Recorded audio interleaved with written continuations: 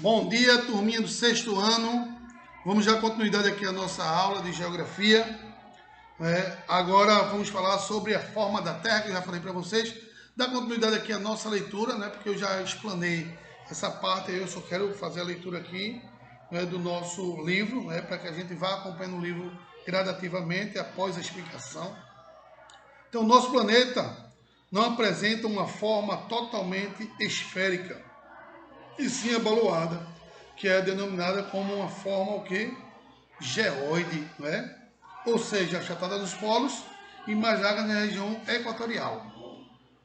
Por este motivo recebe a denominação de geóide, palavra oriunda da língua grega, que geo quer dizer terra, ode ou forma, ou seja, forma da terra, que é achatada nos polos, que designa a forma da terra.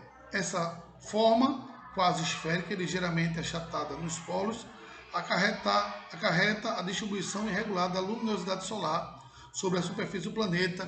Como eu falei para vocês, algumas áreas recebem maior incidência solar do que outras, e aí, consequentemente, nós temos uma distribuição desigual da iluminação terrestre sobre a superfície da Terra.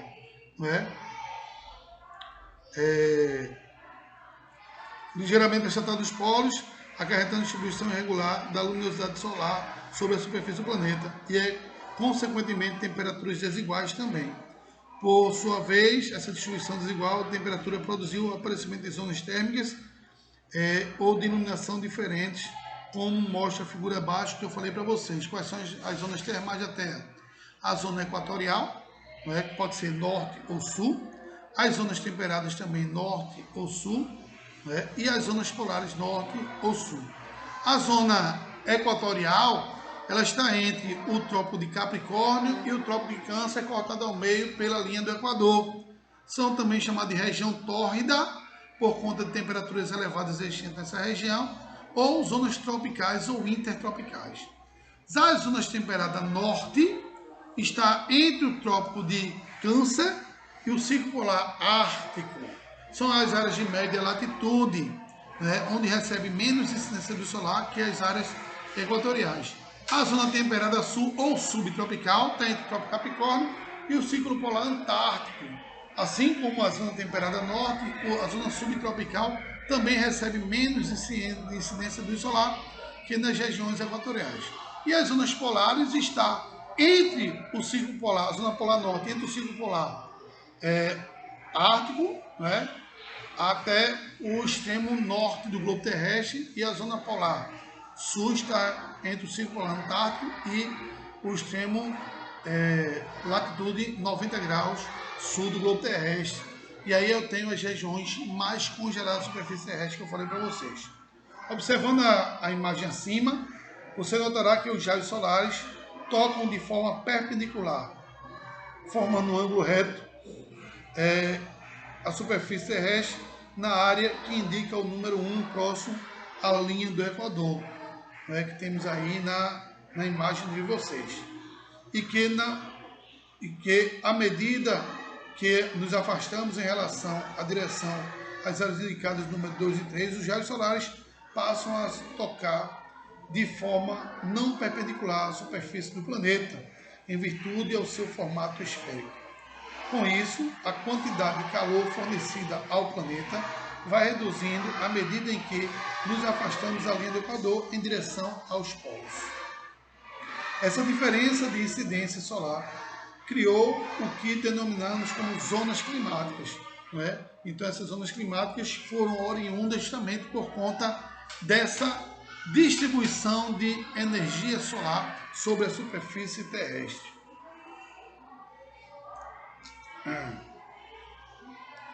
Com isso, a quantidade de luz e calor fornecido pelo planeta vai reduzindo à medida que nos afastamos da linha do Equador em direção aos polos. Essa diferença de incidência solar criou o denominado zonas climáticas. A Terra, como mostra a figura acima, entre o Trópico de Câncer e o Trópico Capricórnio, temos as zonas tropicais ou intertropicais, ou também chamadas de zonas tórridas, devido à alta temperatura de incidência nessa região. Região onde a maior perpendicularidade dos raios do toque dos raios solares sobre o solo faz com que a temperatura média térmica seja mais elevada que em outras áreas de zonas climáticas. Já entre o Trópico de Câncer e o Ciclo Polar Ártico, e o Trópico de Capricórnio e o Ciclo Polar Antártico, os raios solares incidem de forma menos perpendiculares e mais inclinado. Consequentemente, a geração de calor também é menor. Essas regiões de temperaturas mais baixas são denominadas como zonas temperadas. E a do norte, acima do Trópico de Câncer, indo até o limite do Ciclo Polar Ártico, ao sul. Abaixo do Trópico Capricórnio, até o limite do Ciclo Polar Antártico. Por fim, as áreas dentro dos círculos polares Ártico e Antártico, onde a incidência do toque dos raios solares é muitíssimo inclinada e gera menos calor, corresponde às zonas polares ou glaciais, Polar Norte e Polar Sul. Por isso são extremamente congeladas devido à não incidência de luz solar. É importante ressaltar que o surgimento dessas zonas climáticas não é consequência apenas da forma do planeta Terra. Devemos levar em consideração outros fatores como o movimento de rotação e translação da Terra, que veremos detalhadamente mais adiante, né?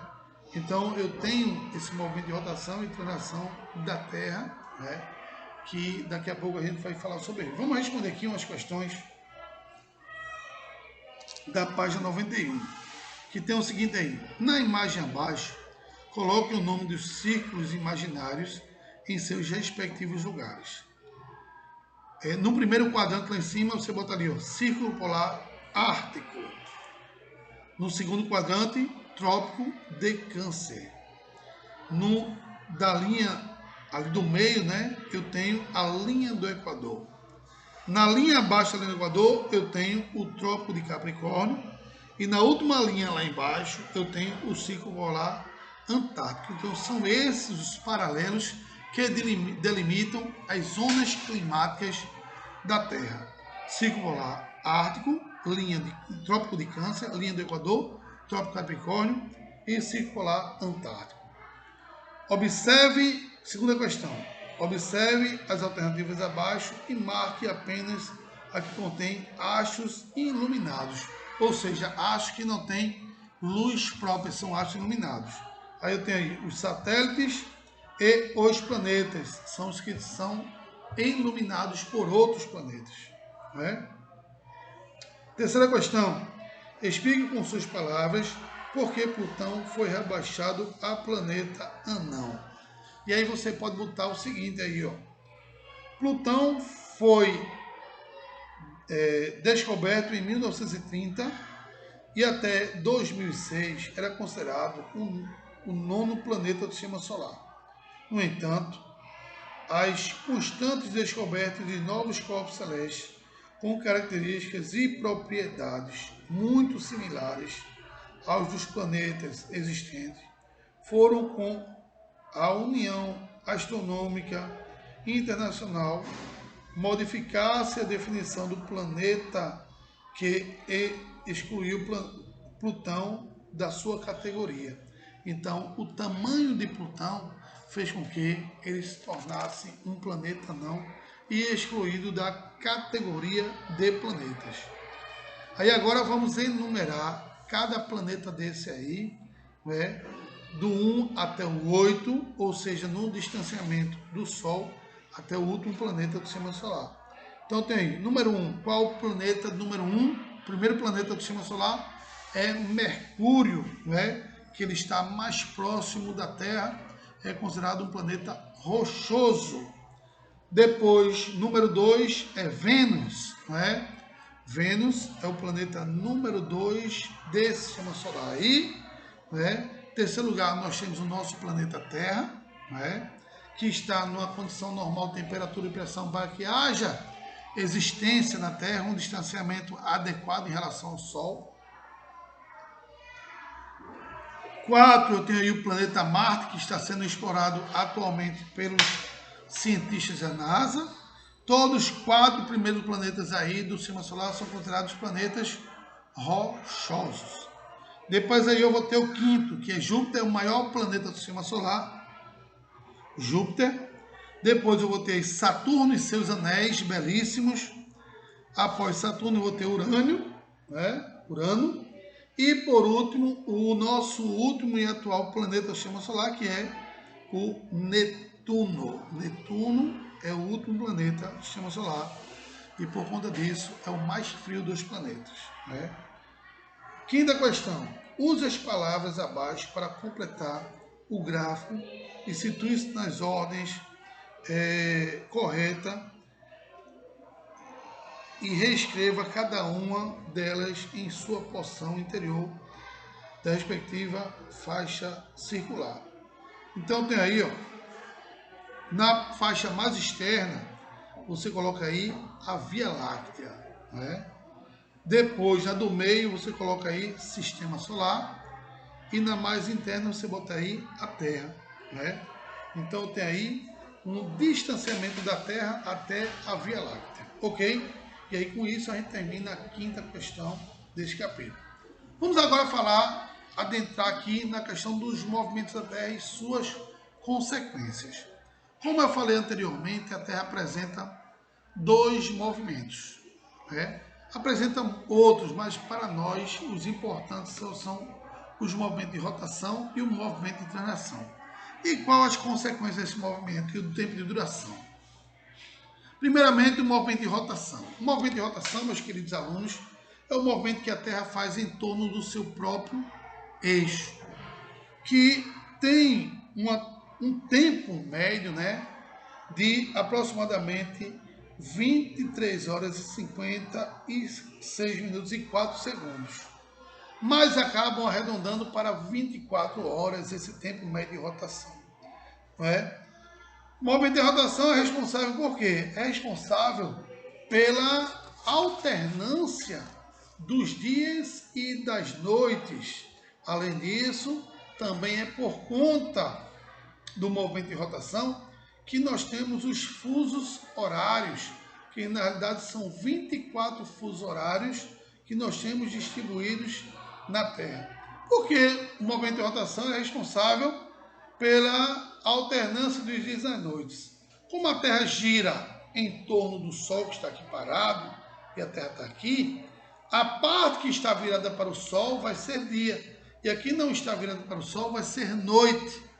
E aí esse movimento que dura 24 horas faz com que parte da Terra fique 12 horas aproximadamente de noite e outra parte 12 horas aproximadamente de dia.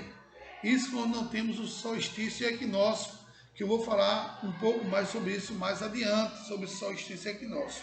E aí, consequentemente, um dia possui 24 horas, que consequentemente a junção entre essas 12 mais 12 horas dá um dia completo, onde eu vou ter aí o aparecimento dos fusos horários, né, que nós temos distribuídos na superfície terrestre, né, que a gente vai falar sobre esses fusos horários mais adiante, quando eu tiver com o quadro aqui atrás, na próxima semana eu vou colocar esse quadro e aí a gente vai estudar um pouquinho com relação a esses fusos horários para você entender melhor, né, porque a gente vai fazer a questão do fuso horário com relação ao deslocamento da pessoa sobre a superfície da Terra, onde eu vou ter horas diferentes. Então, o movimento de rotação, como dizemos no cenário 1, a Terra realiza danças de movimento, movimentando-se no espaço celestial. São vários movimentos, porém, dois deles destacam-se e provocam consequências sensíveis e visíveis no espaço natural e geográfico. São os movimentos de rotação e de translação. O movimento de rotação é um dos mais importantes que a Terra executa, correspondente ao giro que faz em torno do seu próprio eixo, como se fosse um peão. Esse movimento dura aproximadamente 24 horas, ou seja, 23 horas, 56 minutos e 4 segundos. Esse período corresponde ao período de um dia do nosso calendário. A sucessão dos dias e das noites é uma das consequências do movimento de rotação.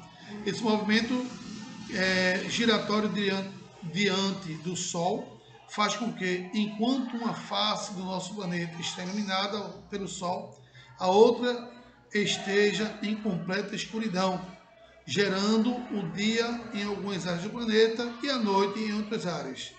Entre essas faixas, a luz e a escuridão, encontramos uma região de meia-luz, que é determinado na porção do espaço terrestre, que pode ser denominado entardecer ou amanhecer. Né? Fusos horários, que também é outra consequência do movimento de rotação.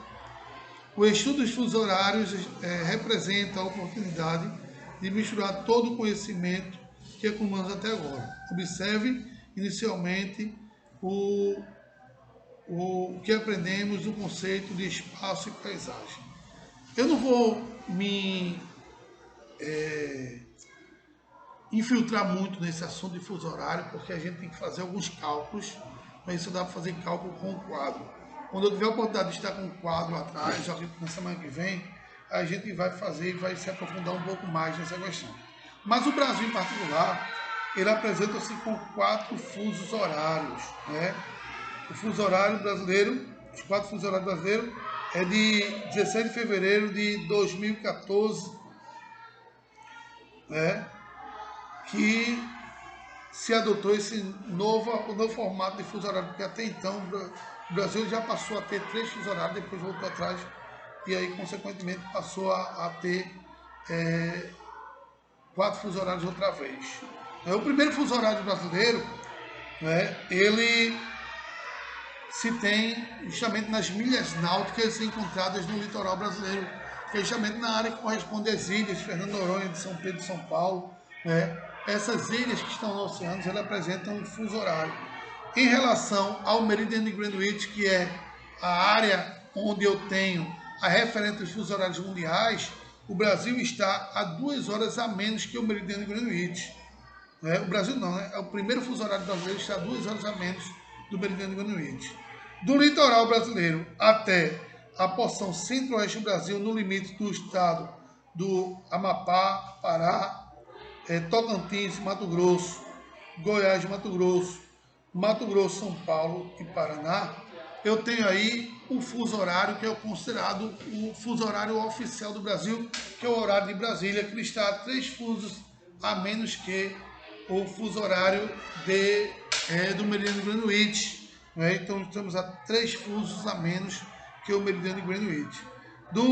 Dessa divisória que eu falei para vocês até o limite entre o Amazonas e o Acre, eu vou ter aí outro fuso horário, que é 4 horas a menos em relação ao meridiano de Greenwich. E o nosso quarto fuso horário, que é só no estado do Acre, ele está a 5 horas a menos em relação ao meridiano de Greenwich. Então, se eu estou aqui em Recife e aqui for meio-dia, que horas será no Acre, né? Então, meio-dia, aqui no Recife, eu vou passar um fuso horário. Eu vou ter 1 hora a menos, 11 horas. Então, no Acre, eu vou ter 2 horas a menos, eu vou ter 10 horas da manhã no Acre. Se agora for, por exemplo, 9h40, lá no Acre, essa hora é 7h40 da manhã, né? Ainda, porque lá eu tenho 2 fusos horários diferentes do que do Recife, né? Porque a gente está a 2 fusos a menos que na região do Acre. Você deve ter notado que o Brasil está localizado a oeste ou à esquerda do meridiano de Greenwich. Portanto, todas as horas do nosso país estão atrasadas em relação a Greenwich. O Brasil possui 4 fusos horários, onde podemos observar que o mapa da página 95, o primeiro deles está a menos 2 horas, é o da das Ilhas Oceânicas, de Fernando de Noronha, que encontra-se a 2 horas atrasado em relação ao meridiano de Greenwich. O segundo, 3 horas a menos, abrange a região sul de Goiás e este horário oficial do país, chamado horário de Brasília. O terceiro, 4 horas a menos em relação ao meridiano de Greenwich, abrange o estado de Mato Grosso do Sul, Roraima, né, Rondônia, né, bem como parte da Amazônia, né, e 1 hora atrasando em relação ao horário oficial do Brasil. E o quarto, 5 horas a menos que o meridiano de Greenwich está no estado do Acre e parte do Amazonas. Não é? Então, esse fuso horário é justamente decorrente a esse movimento de rotação. Vamos falar agora do movimento aparente do Sol também, que tem outra consequência em relação ao movimento de rotação. A gente pensa que o Sol está andando, né? Que ele nasce no leste e se põe no oeste, e na realidade não é o Sol que se põe, é justamente esse movimento, é justamente esse movimento de rotação que a Terra tem em relação ao Sol. E aí dá a nós um movimento aparente do Sol, né? Que na realidade ele não se movimenta, quem se movimenta é a Terra através de um movimento de rotação, né? Que consequentemente é de 24 horas aproximadamente.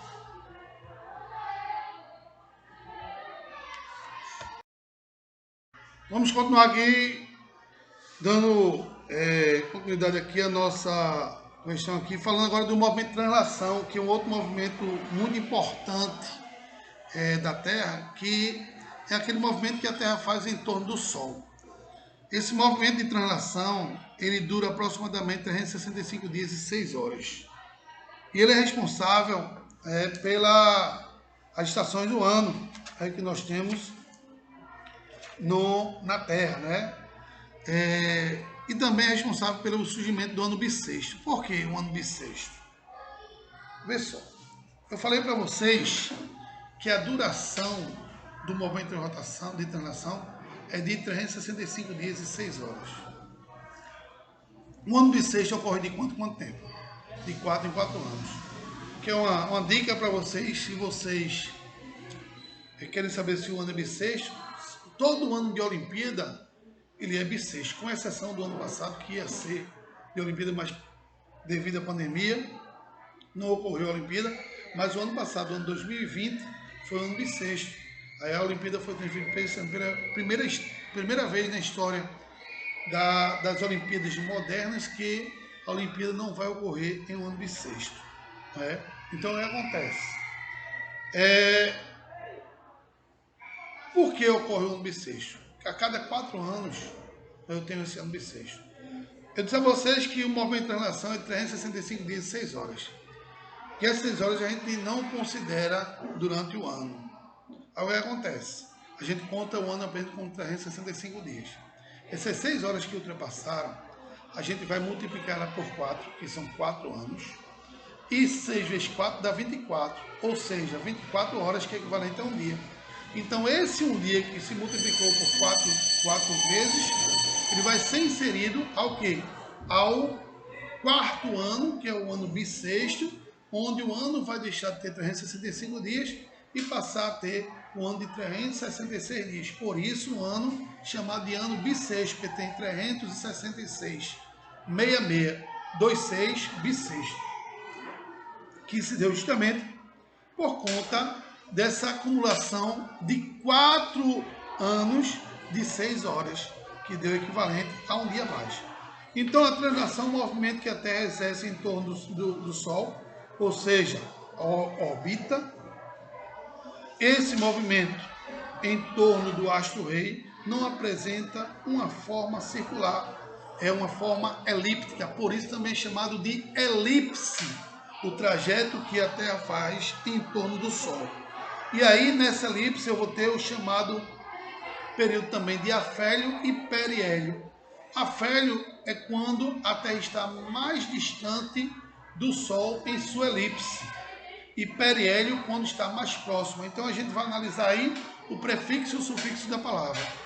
O prefixo a de afélio, a negação, hélio, Sol. Então afélio é o momento em que a Terra está mais distante do Sol em sua elipse. E periélio, peri quer dizer periferia, ou próximo, ou perto, não é? Perto do Sol, periélio. Movimento em que a Terra está mais próximo do Sol em sua órbita. Aí é chamado de periélio. Né? E aí por isso que esse ciclo que a Terra faz em torno do Sol não é um ciclo totalmente redondo, né? Tendo o Sol no centro. Ele é um ciclo onde há momentos em que a Terra está mais distante, chamado de afélio, e momentos que está mais perto, periélio, é chamado de elipse. Nessa sua trajetória, o eixo da Terra, em torno ao qual o planeta realiza a rotação, apresenta-se inclinado em relação ao plano de órbita, como mostra a figura acima. Esse movimento tem duração exata 365 dias, 6 horas e 48 minutos e 46 segundos.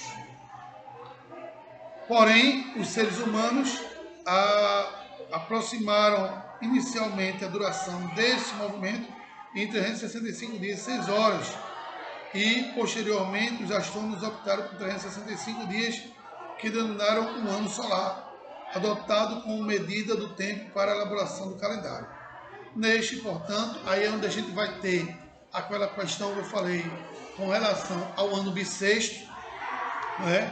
Onde essas 6 horas são adicionadas a cada 4 anos por conta do acúmulo dessas 6 horas. Né? Neste ponto,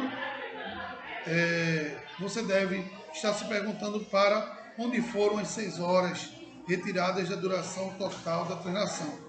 No ano de 1582, para corrigir o atraso do acúmulo de calendário, utilizando anteriormente o agostiniano e o justiniano. O Papa Gregório XIII modificou e ajustou o calendário, passando a chamar de calendário gregoriano. Nesse calendário, as 6 horas, além dos 365 dias, desapareceram e a cada 4 anos, um dia a mais está incluído ao mês de fevereiro, que passou a ter 29 dias, e o ano 366 dias. Por isso, chamado de ano bissexto. O último ano bissexto foi em 2016 e o próximo será em 2020, como foi o ano passado que eu falei para vocês, porque esse livro aqui foi construído há algum tempo atrás. E aí foi em 2020 que nós tivemos a Olimpíada. Antes de apontar qual a principal consequência da translação, é necessário que você aprenda que não é apenas a órbita que acarreta, traz consequências, e sim a conjunção para que a inclinação do seu eixo imaginário, que faz com que, ao longo do ano, os hemisférios norte e sul recebam quantidades diferentes de luz solar. E aí eu vou ter aí a questão do solstício e os equinócios. Isso resulta no surgimento de diferentes estações do ano, bem como a criação de ambientes climáticos, formando as vegetações bastante diferenciadas, que a vegetação é considerada o espelho do clima. Eu vou ter uma determinada vegetação para um determinado clima específico na superfície da Terra. As estações do ano são 4: outono, verão, inverno e primavera. Depende da época, dependendo da inclinação do Sol, mas a gente sabe dizer que quando é outono no hemisfério norte, é primavera no hemisfério sul. Quando é verão no hemisfério norte, é inverno no hemisfério sul. E assim sucessivamente. Então, as estações do ano, elas são de fundamental importância, justamente porque, é importante ressaltar que aqui no Brasil, nós, em grande parte do território brasileiro, nós não temos as 4 estações do ano, apenas verão e inverno. As estações do ano, elas só aparecem mais definidas nas áreas de clima temperado ou subtropical, ou seja, ali entre o Trópico Capricórnio e o Círculo Polar Antártico, entre o Trópico de Câncer e o Círculo Polar Ártico. Ali outras 4 estações bem definidas, eu vou ter uma vegetação que vai se adaptar ao tipo climático da região, né? E aí, consequentemente, eu vou ter aí os solstícios e os equinócios. O que são solstícios e são equinócios? Os solstícios, eles ocorrem o solstício de verão e o solstício de inverno. Solstício de verão é quando os dias são mais longos do que as noites. Já no solstício de inverno, as noites são mais longas do que os dias. Isso devido à incidência do solar, que se dá maior no verão e menos no inverno. Já os equinócios, a duração dos dias são as mesmas durações das noites, ou seja, 12 horas cada um, que ocorre justamente no outono e na primavera. Então, gente, eu vou encerrar minha aula por aqui hoje, né? Que Deus abençoe a todos e até a próxima. E a gente na próxima vai dar continuidade ao nosso assunto. Obrigado e até a próxima.